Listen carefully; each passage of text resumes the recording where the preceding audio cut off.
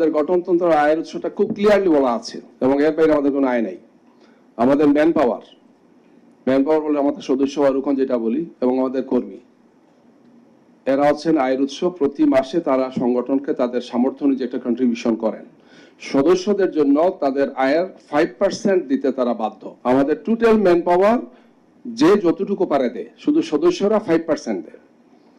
আমাদের যত পাবলিকেশনস আছে, আমরা হাজার হাজার কপি আমাদের গঠনতন্ত্র, সংগঠন পদ্ধতি, আমাদের লিটারেচার এগুলো আমরা ছাপাই আমাদের জনশক্তি পড়ার জন্য। সিলেবাসে দেওয়া আছে, প্রায় শতাধিক বই আছে। এই বইগুলো থেকে 2-4-5 টাকা করে আমাদের লাভ হয়। মিনিমাম একটা কষ্ট আমরা রাখি যাতে আমাদের একদম গ্রাসরুট লেভেলের কর্মীরা পড়তে পারেন। তো এই হিসাবে এখান থেকে আমাদের একটা বড় আয় আসে। এছাড়াও বিভিন্ন ধরনের সুদী শুভাঙ্গীরা ডোনেশন দেন।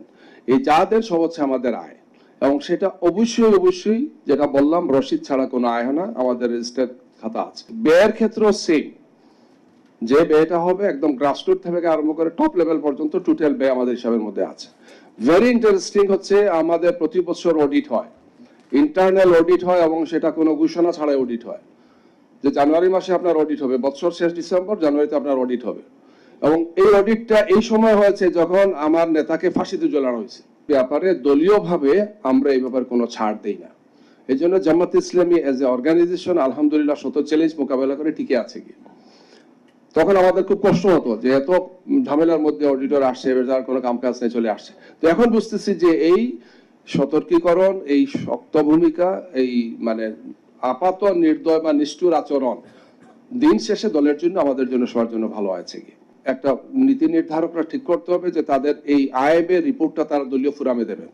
আমাদের সবগুলো দলীয় ফোরামে, কেন্দ্র, মহানগর, জেলা, উপজেলা, থানা, ইউনিয়ন, ওয়ার্ড পর্যন্ত, সেখানে আমাদের পার মান্থ যে আয় হয় সেটা আমরা সেখানে পেশ করি। এবার রিপোর্ট ফর্ম আছে আমাদের, রিপোর্ট ফর্মে আয় কত, ব্যয় কত, উদ্বৃত্ত কত, ঘাটতি কত।